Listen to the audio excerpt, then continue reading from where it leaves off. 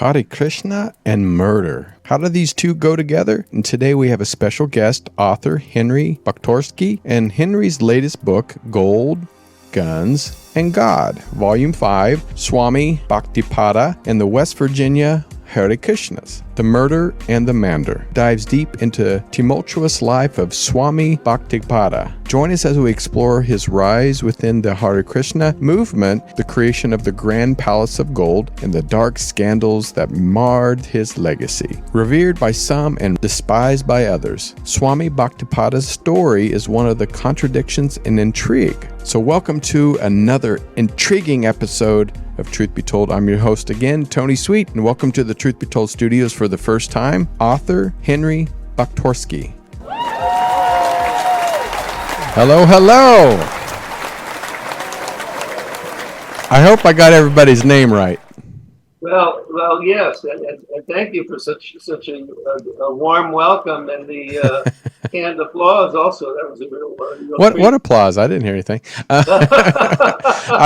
I've used this canned applause since I started, and it just kind of breaks the ice, I think, at the beginning. So it's kind of it humors me, put it that way.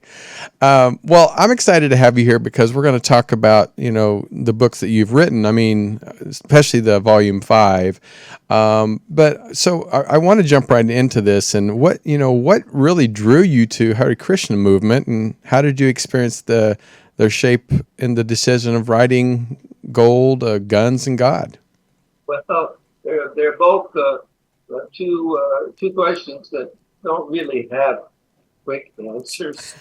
but why did I join the Hare Krishnas in the first place?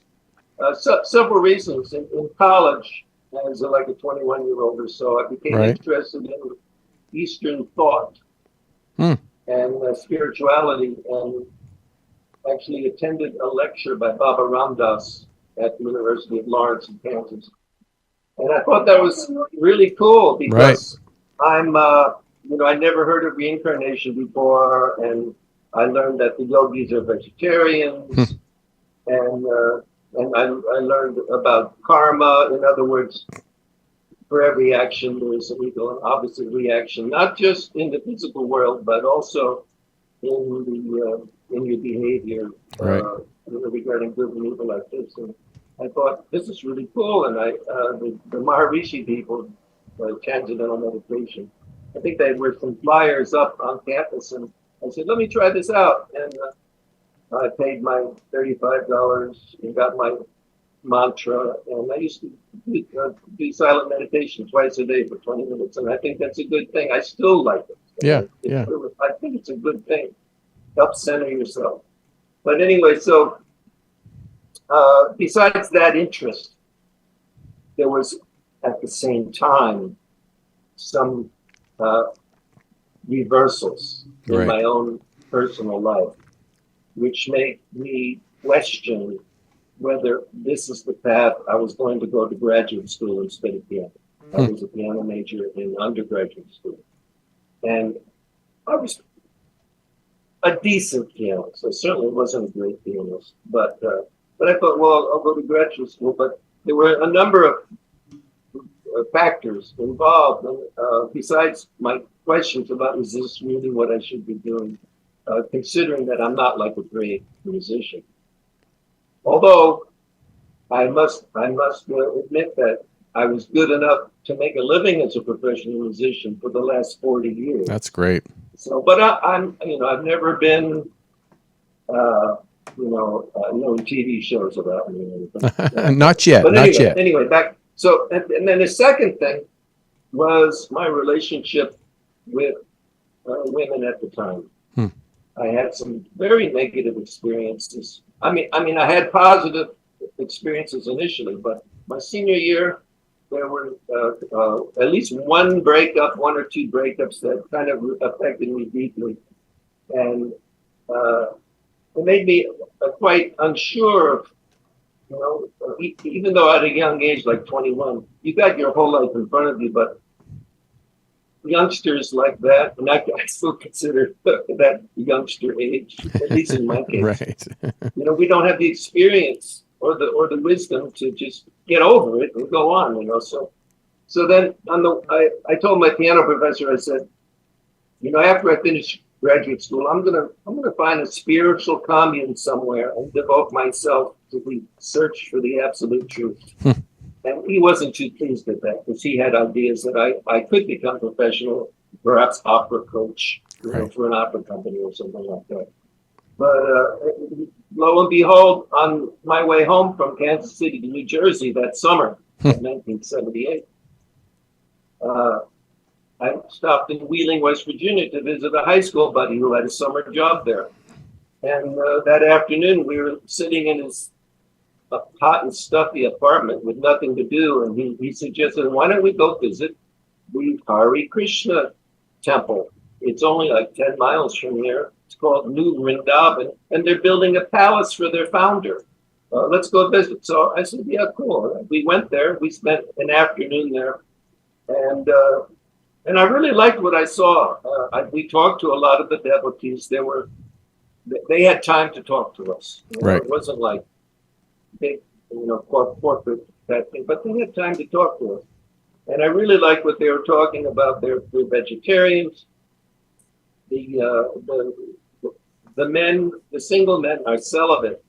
And that was a draw for me because of my negative experiences with some women. Right. And I thought, well, if I can't get a wonderful mate, maybe I should just be a celibate monk like that, And the single men, they call them brahmacharis. They lived in an ashram, and they basically slept on the floor in sleeping bags, not even bunk beds. And I thought that was pretty cool. They're practicing some renunciation, and I could understand that spiritual life, developing your awareness of transcendence has to be. It's more than the material sense pleasures that you get. And I thought, oh yeah, they're practicing austerities like this, and I thought that's pretty cool, So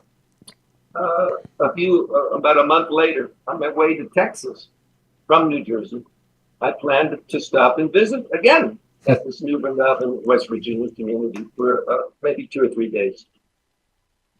And while there, I met the leader of the community, Swami Kirtanananda. We called him Maharaj at the time. He had started the New Vrindavan community back in 1968. And there was several hundreds of residents living there, the Krishna devotees, and they had a lovely temple in an old farmhouse. But the altar was very beautiful, and the deities also. And he basically convinced me that what's the use, he said, of being the greatest musician in the world if you lose your immortal soul? So I decided then that I would put graduate school on hold for the semester. And I would stay here and practice bhakti yoga under the tutelage of Kirtanananda Swami. And if I liked it, I could choose to stay. If I didn't like it, then in January, I could go back to graduate school. So I wound up staying for nearly 16 years. Wow. So if that answers your question about how I came there, I can go on to your second question. Yeah, let's do it. Which is how did I come to research and write these 12 volumes of Hare Krishna? 12. You hear that, peeps? It started in 2008, the first book, 2018, excuse me. Killing for Krishna, which is about one of the murders that happened in the Hare Krishna movement, followed by 11 Naked Emperors, which is the takeover of the Hare Krishnas after the death of the founder. And then 10 volumes, a biography of my guru, Kirtanananda Swami Bhaktipada. He became known like that. But that's, boy, to talk about how that started. All right, I got to go back in time a little bit. Let's do it. Time machine. Let's go. Yes. All right. So I joined New Vrindavan in 1978, and I followed very strictly the regulations, and I was a very sincere devotee. I wanted to please my guru and Krishna like that. So I kind of I won't say I rose in the ranks, but but the people really, most of them admired me because of my dedication, my love for my guru. It was kind of like a model disciple in many ways. I never had any powerful positions. Well, I was the president of the Pittsburgh Islam Temple for a little while in 1980, but that's not a great position. But to finish up, so I served him for about 15 years, a little over 15 years. And then in September 93, there was, my guru was caught by one of my godbrothers. He was observed, let's put it that way, having some sexual relations with a teenage male disciple in the back of his Winnebago van. Oh, no. And for years, we had heard rumors about inappropriate sexual encounters between Bhaktipada and young men or teenagers.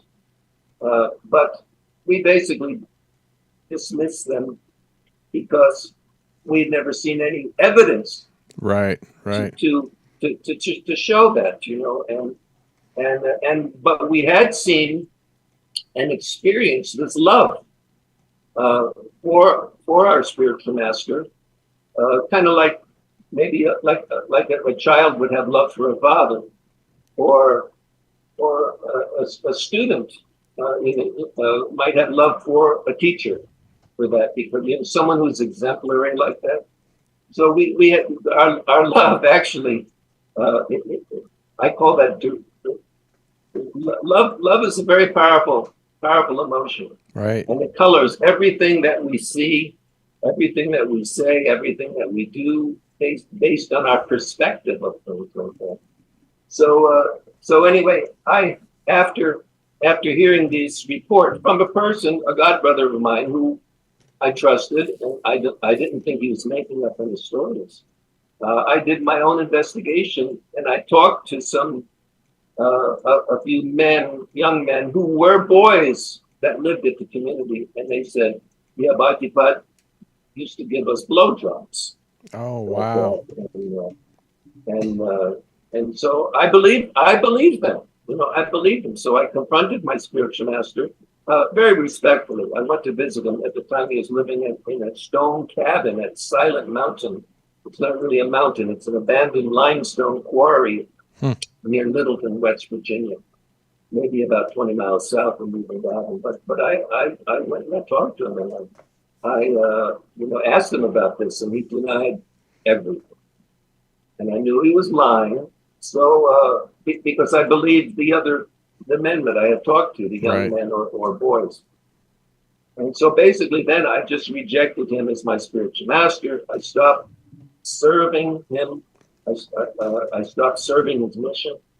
And so I moved to Pittsburgh, Pennsylvania, where I thought I could make a living as a professional musician and still be close to my wife and children who decided to stay at Revered. At least my wife decided to stay. The kids were rather young, so they did whatever their mother said. So fast forward again, about 10 years maybe, I'm visiting Revered, and I have friendly relationships with nearly everybody there. Right. I lived there a long time. It's a little different now because a lot of my old friends are gone, but there's still a handful that still live there. But I'd come and visit. And I met one of the musicians in our temple orchestra who used to play with us. For about 6 years, I was music director at the community, and we had a pipe organ. We had an orchestra with strings, brass instruments, percussion, woodwinds. I wrote the music for that. We chanted in English. I thought it was a glorious time. We made some great music, plays, musicals, with costumes and actors and all sorts of singers. But anyway, I meet this fellow who's visiting. Again, he lives up in Toronto. He was the violist in our orchestra, one of the best musicians we had, actually. And as we're chatting, he's speaking about activities and music that we had performed 10 or 12 years earlier Right. that I had totally forgotten.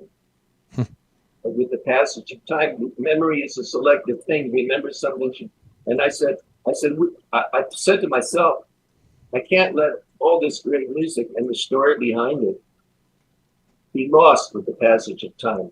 So I started writing, I thought would be an article about the music we did, because it was rather controversial.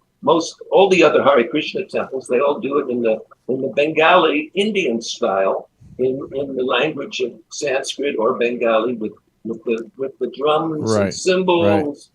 But we had Western classical music. We would do music by Bach and Handel, and we changed the words so it fit the Gaudiya Vaishnava sentiments. Interesting. But anyway, so I said, I'm going to write an article about this. And I had a fairly large, extensive collection of Niranam publications. I'd been there 16 years, and I kept them all. So I started looking through this. And as I'm reading stories about the music we did, I'm remembering a lot of new things. And as my article got longer and longer, I had to explain how did it start?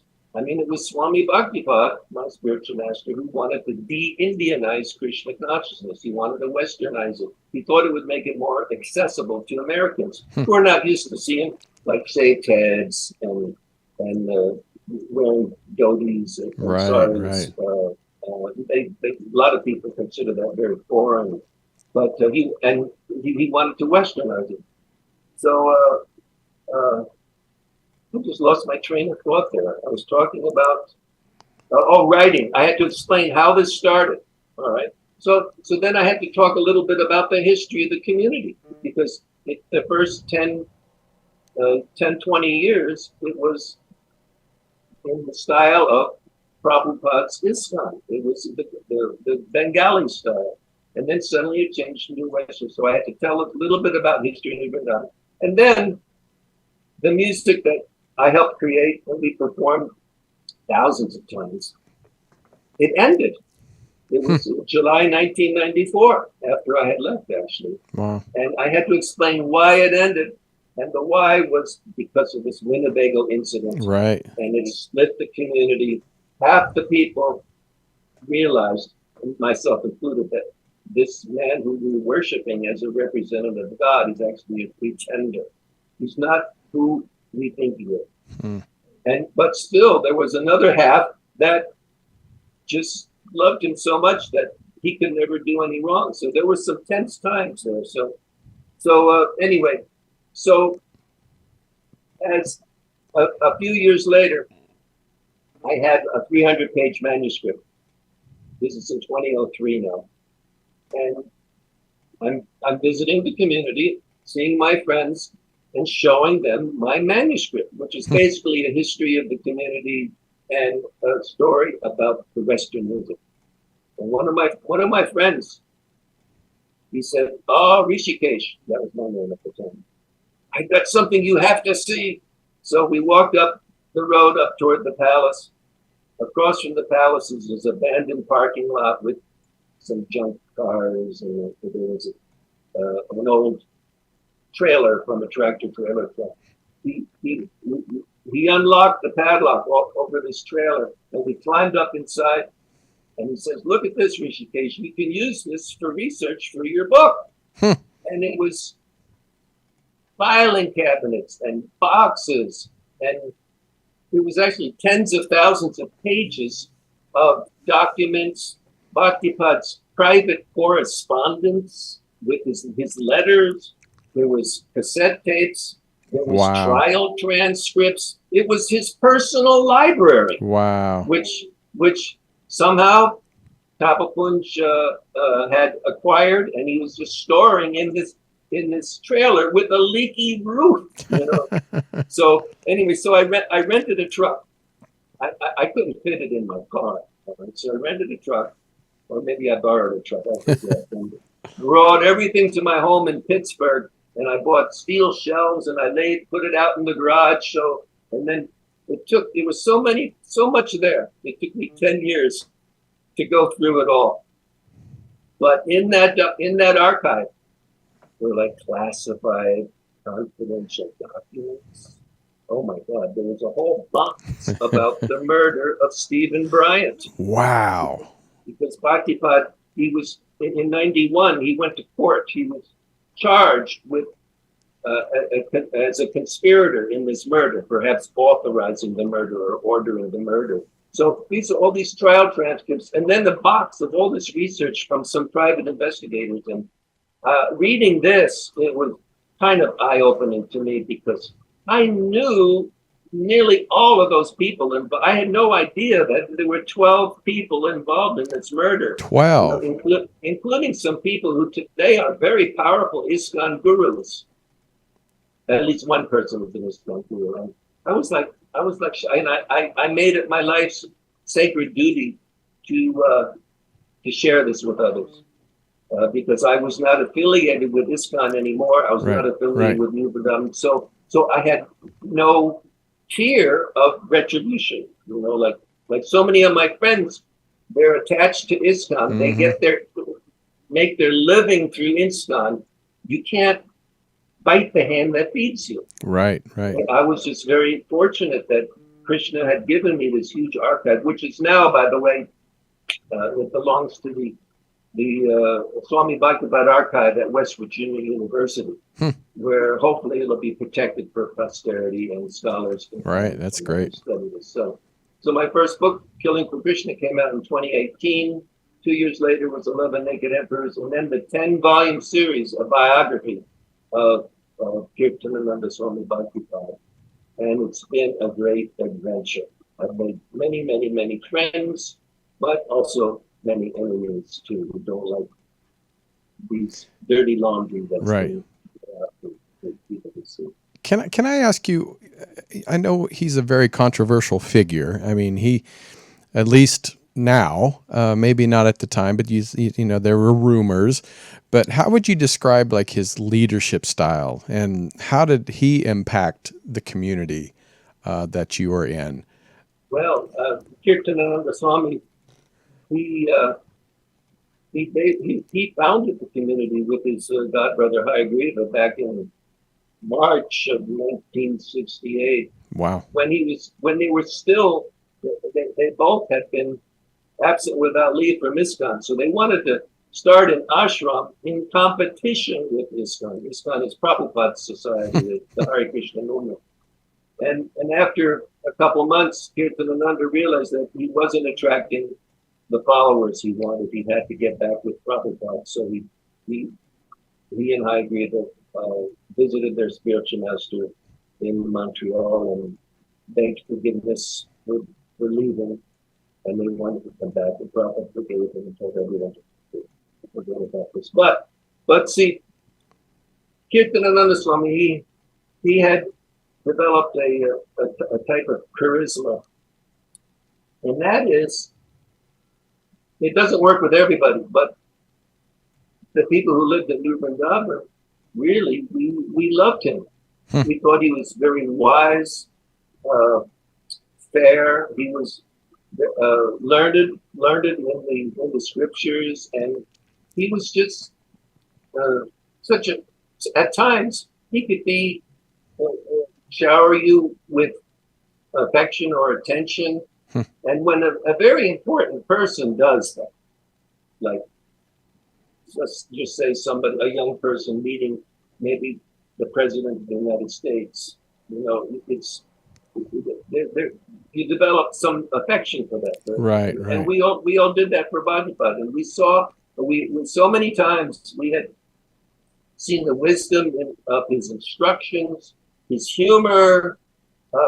Sometimes we'd go for a swim in Radhakund. It was a pond across the street from Bahulavan, and we would have fun splashing each other. And as I became more, what should I say?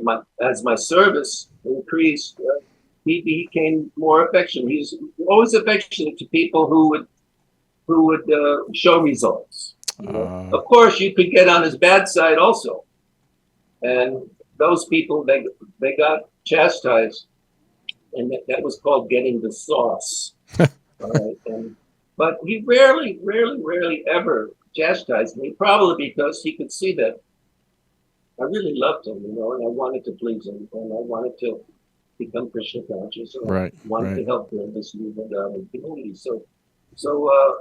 A lot of people like me, we just basically, I could say, fell in love, with the father type figure, like a son or daughter loves a father.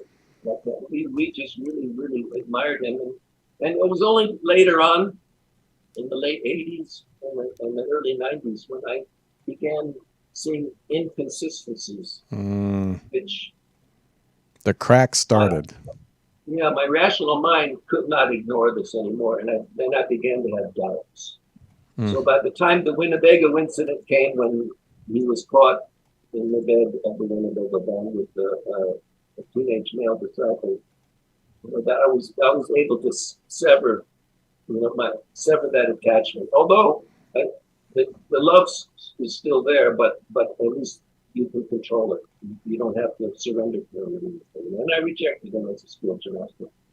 Well, let me ask you about the murders, and can you provide some insight into the conspiracy and the murders that took place? And pardon me if I get it wrong. Is it New Vrindavan? Vrindavan. And what role did he play? What was his role in that? Now, to be more specific here, I've already spoken about one murder of Steve Bryant. Right. But in the book that you're talking about, Volume 5, that's a different murder which happened earlier, and that was Charles St. Dennis. So I suppose you want me to talk about Charles St. Dennis. Well, yeah, it's because you said he had been involved in it. So did he ever do prison time, or did he get off from that? You're talking about Bhaktipada? Yes. Yes. All right. So anyway, the murderer, his name was Thomas Drescher. He was arrested back in June of '86 after the second murder. Although he did two murders. St. Dennis was in '83 and Steve Bryant in '86. So he was arrested, and he was found guilty in the '83 murder, and he was found guilty in the '86 murder. Wow. Now, the government didn't prosecute Bhaktipada for the murders until his 1991 trial. And they charged him with being an accomplice or ordering the murder of both St. Dennis and Steve Bryant, along with a slew of other charges, including kidnapping. There was charges of anyway, my mom doesn't remember all the charges, but there were many charges. And the jury found him guilty of some of the charges, but not the two murder charges. He was never found guilty of assisting in those murders, or ordering the murders, or being a conspirator in the murders. However, the murderer himself, which is Thomas Drescher, is still in prison, and one of his assistants, in fact, it's the fellow who showed me the archive in the trailer. He also spent, I think, 5 years in prison also for his involvement in the Stephen Bryant murder. Were these but no, he was never convicted of any murder. However, in his 1996 trial, he was tried again because he won his appeal back in '93. But he was tried again by the government, and by this time, Thomas Drescher in prison had decided to testify against him. So to make things short, Bhaktipada just pleaded guilty to one count of mail fraud. So okay, I'm guilty of that.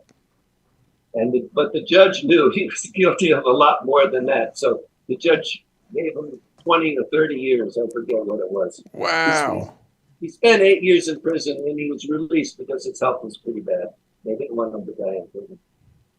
How did you, as somebody that, like you said, spent many years serving him, and you did realize what was going on, but how did you reconcile your personal experiences with this darker aspect of which not only him, but it also shined on the community itself? How did you? Because you don't know, was there somebody, other people involved? Did they know his background, and how did you reconcile your feelings towards these people and him? Yeah, well, regarding my spiritual master, Bhaktipada,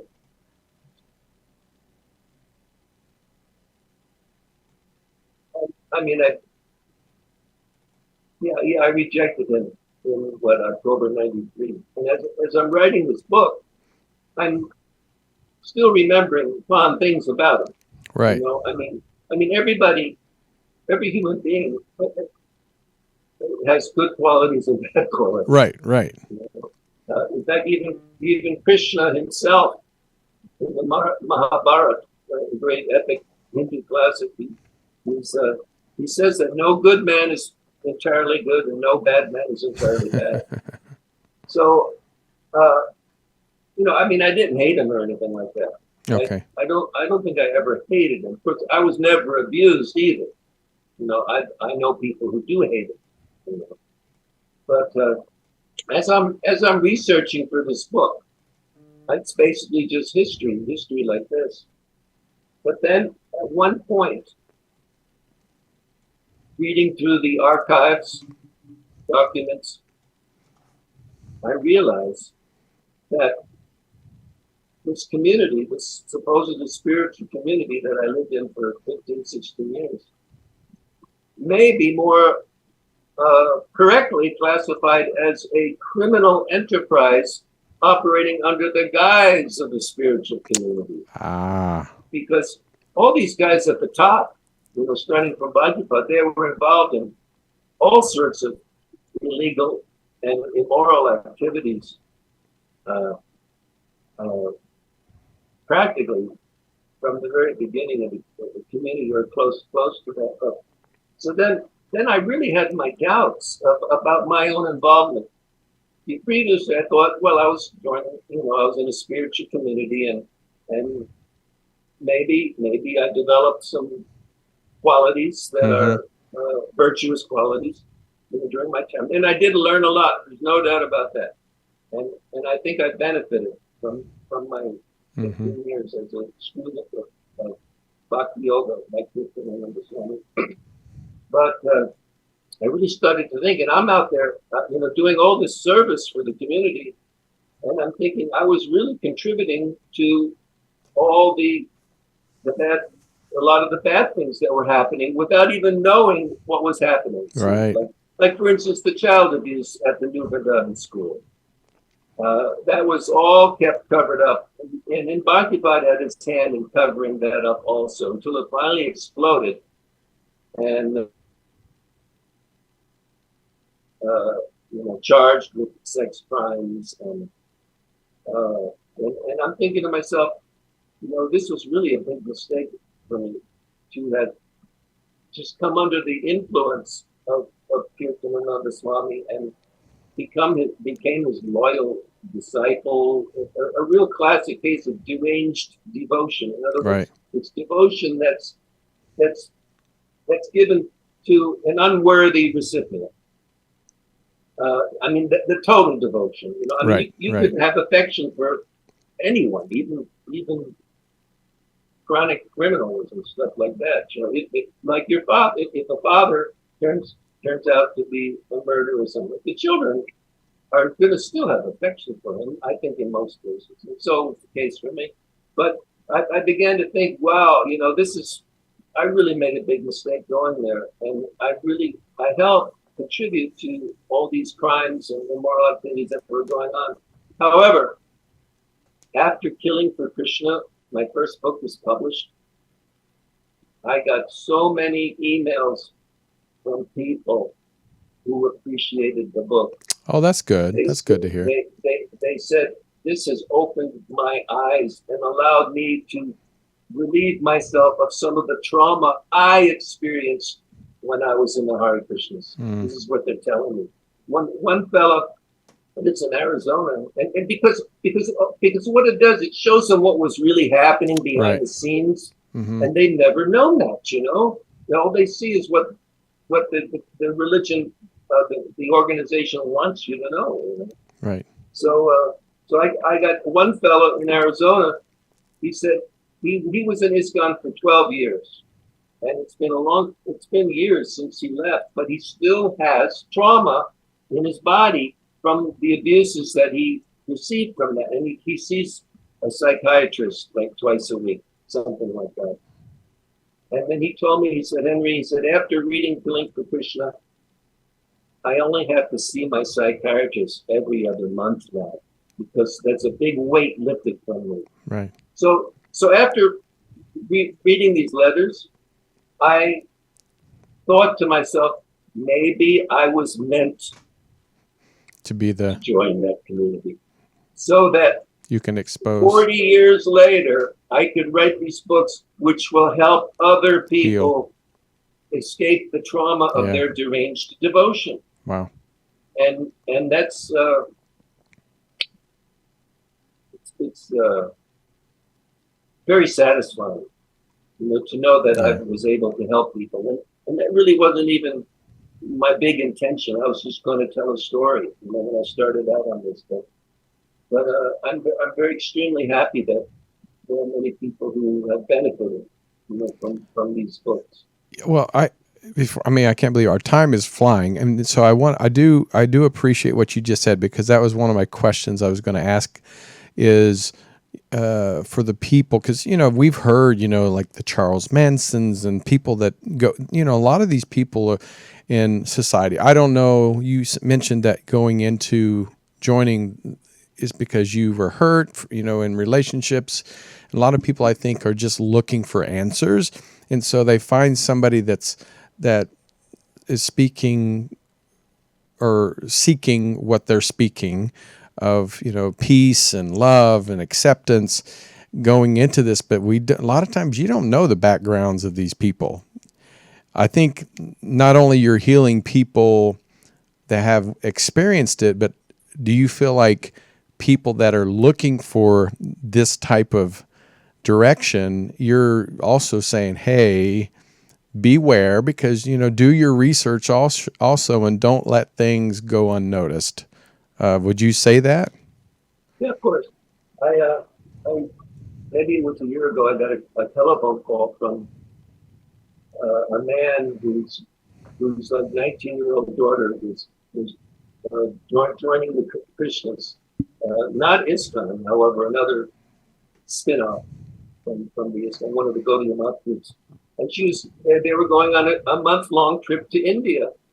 And he was worried about it. He had he had heard of my books. I don't think he read any of them, but that's how he found me, researching Krishnas online. And I basically told him, I said, your daughter's an adult now, and it's fine to be concerned like that. And I said, she'll probably be fine. She probably will, because I think, most of the people that I remember, my god brothers and sisters that I lived with, we're all fine. There were people that were abused, and especially many of the children. Right. They had to live in this boarding school. They didn't see their parents except for like 1 month of the year. In summer vacation, they got to see them. And they had to live with, unfortunately, some, and they weren't all, but some very sadistic and pedophile teachers. And you can do some searching for that too. And I remember one young man who was talking about his life. You join the school when you're 4 years old. He thought sodomy was just what everybody did to all the boys. It's just like, you're little, you don't have any reference. You don't know. This is just something. Just like kind of like during the time of the Roman Empire, that was also accepted. Yep. And it was quite legal, and people did it all the time. But those kids got over it, most of them, and then they became adults, and then they gave their children as gifts for a night to someone they needed to pay a favor to or something like that. So it's been throughout in human history, and in fact today probably is the only, well, maybe not the only time in human history where pedophilia is punished quite severely. Actually, it's probably been that way in many cultures. But anyway, so yeah, it's been an exciting adventure, and I'm very, very happy that people can benefit. Some people can benefit from these books. Well, and I don't want to get out of here without, I'm sure people have asking this question also, and I'm curious. The murders itself, what was that? What was the cause? What was the reason? Was it jealousy? Was it power? Somebody trying to step on somebody else's toes? What was the reason? Well, these are not short stories either, but I'll be as quick as I can. Okay. regarding Saint Denis, he was at New Vrindavan. He lived there, and he was starting a nursery business, and he had an affair with, I'll say, the accountant's wife. Oh. So a lot of people knew about this. So finally, the accountant hears about it, and he questions his wife, and she says, "Oh, he raped me. He forced himself on me."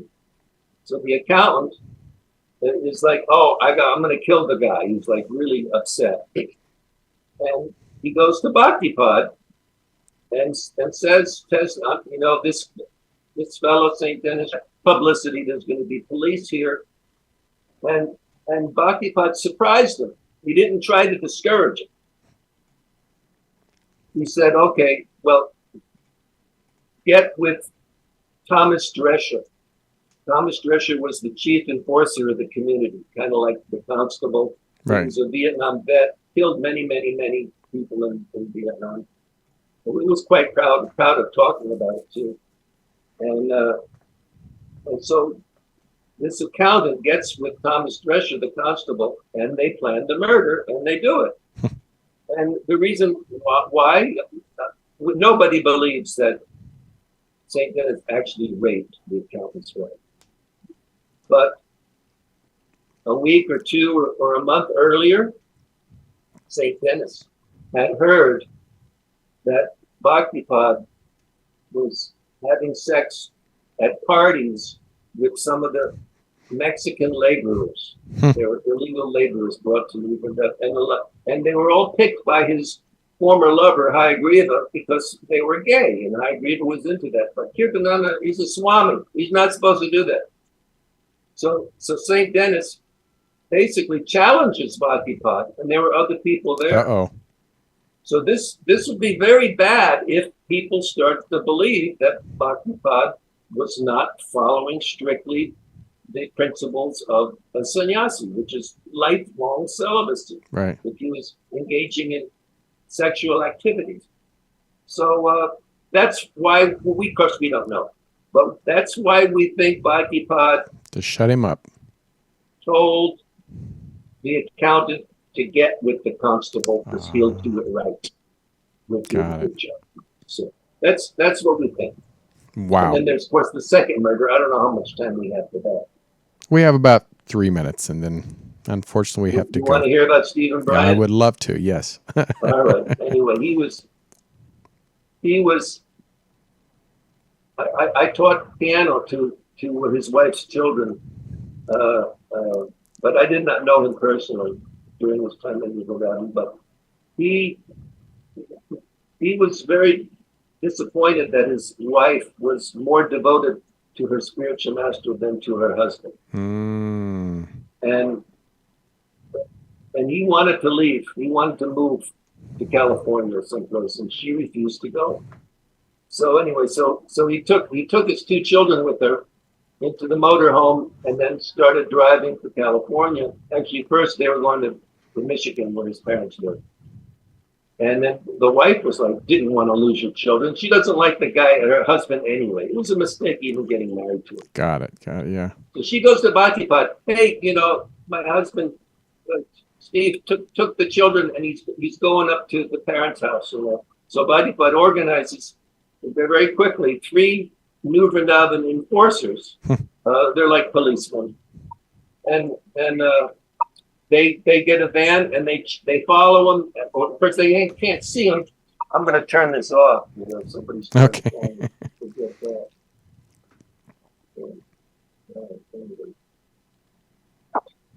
So anyway, so they catch up to him at a grocery store when he's in the grocery store buying diapers for the little kid. And when Steve Bryant comes out of the grocery store, his kids are sitting in their mother's lap in another vehicle with 3 guys pointing pistols at him. And they said, if I was you, I would just get in the car and drive it. Like that. So he started to do, he hated Bhaktipada after that. Lost his kids, lost his wife. And he just began interviewing people from who used to live in New Vrindavan and discovered all these criminal activities going on. So he started writing a book called The Guru Business. And he also threatened to kill Bhaktipada and the other ISKCON gurus. So at some point, it was determined by high management that this man is a threat. He should be eliminated. It took 6 months following him around, around the country, actually. West Virginia, Ohio, Michigan, Los Angeles. And the constable, Thomas Pritchard, finally shot him twice in the head in Los Angeles. So wow. This one, we don't really believe Bhaktipada was involved in this. And I don't have time to tell you why, but certainly the upper level New Vrindavan management were pushing for this to happen. And you'll read about this in Going for Krishna. I was going to say that's a good tease to go buy the books, and there's 12 of them, 12 volumes. Any more coming out? Or your hands or your fingers? I don't think so. I was going to say, or your fingers tired? No. See, I basically exhausted my materials. So and I don't expect someone to dump another archive in my lap. Right. Like that. So I'm done, and I'm happy to be done. Yeah. Well, I'm excited that you've been here on Truth Be Told with me. Henry, you're a great storyteller, and thank you for writing all these volumes of books. And please, I hope maybe we can have you come back and actually tell them more of a positive side of what you experienced and, about Hare Krishna. Because some people think it's a cult.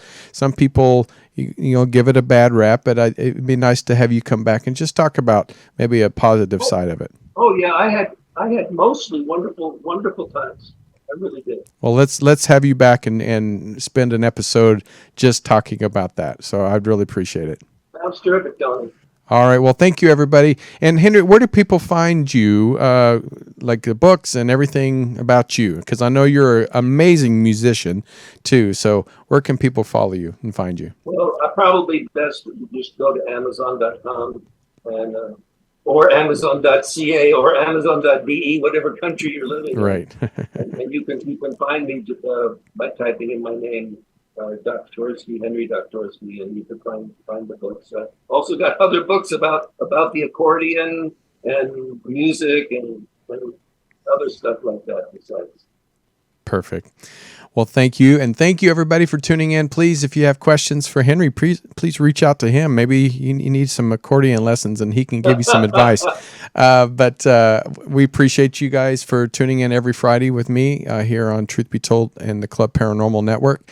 And thank you all. And please subscribe, comment, and share this show. And we hope you guys take care of yourself and each other. Until next time, I'm Tony Sweet. Bye. Hare Krishna.